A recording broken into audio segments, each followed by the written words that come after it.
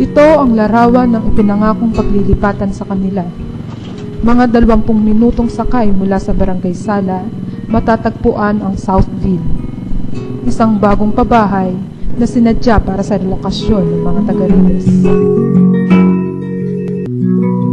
Sa loob mismo nito ay makikita ang bundok ng dump site na siyang inirereklamo ng mga residente na maaaring pinanggagalingan ng mga sakit ng tao, lalo na ang mga bata.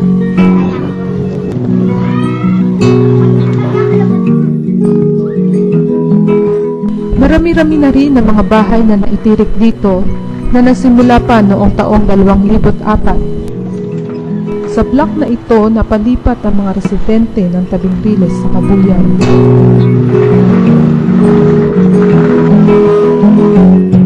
Taong 2004, nang magsimulang lumipat sa Southville ang mga residente mula sa iba't ibang lugar sa Kamaynilaan at Timog Katagalugan. Sa totoo lang, kahit na nabigyan na ako dito, sa totoo lang kung maaari talagang ayaw kong pumasok dito. Dahil alam ko na baka balang araw ay magugutom. Dahil sa wala na akong masusutan, kaya napilitan ako marami.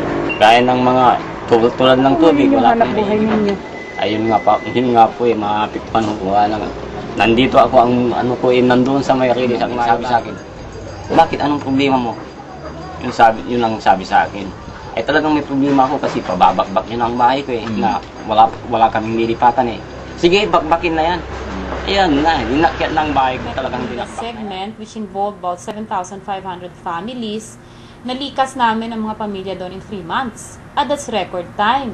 Kasi normally, ang paglikas sa ganyan, kung susundin mo yung proseso, ay 2 years, no? Minsan nga, nasasabi namin para kaming Marines.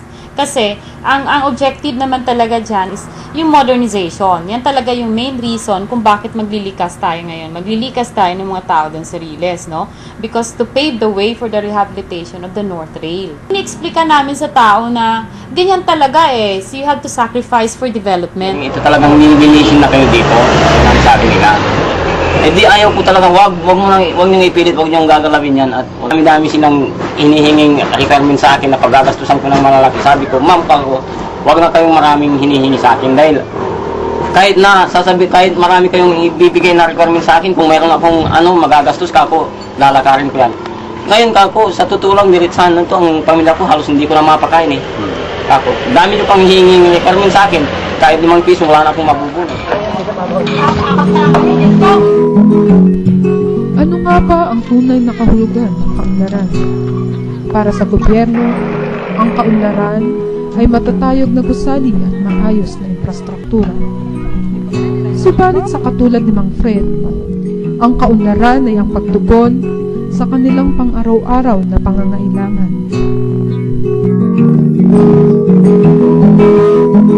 Sa halagang 50,000 pisong pautang sa mga residente na babayaran sa loob ng 5 taon sa National Housing Authority, ay mabibigyan ang bawat pamilya ng ganitong pabahay.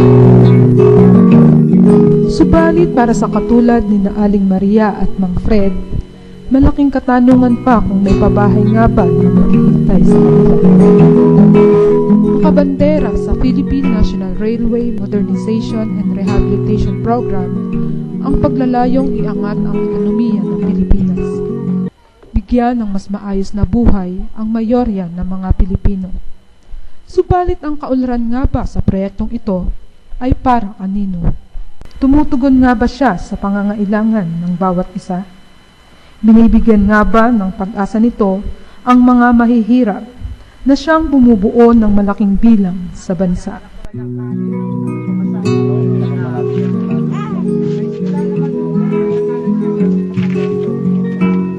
Kandila sa gitna ng kadiliman, ang hawak mo sa iyong mga kamay. Umaasang ika'y makakakita. Ang labas ay malabo kong tinatanaw. di pa rin nababaliktad ang matayog na tatsulok. Nagahari pa rin ang iilan sa bayan, habang hapdi pa rin ng sikmura na nasa papag ng karamihan. Ito ay gamitin at ang iyong paroronan ay iyong makikita.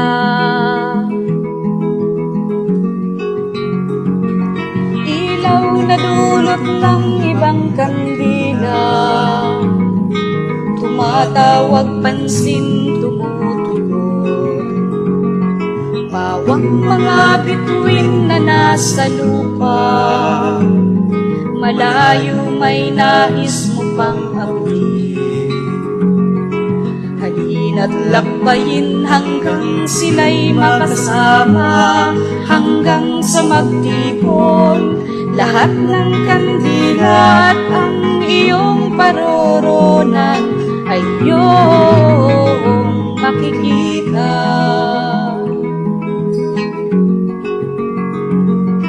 Ilaw na dulot ng ibang kandila, tumatawag pansin, tumutugon.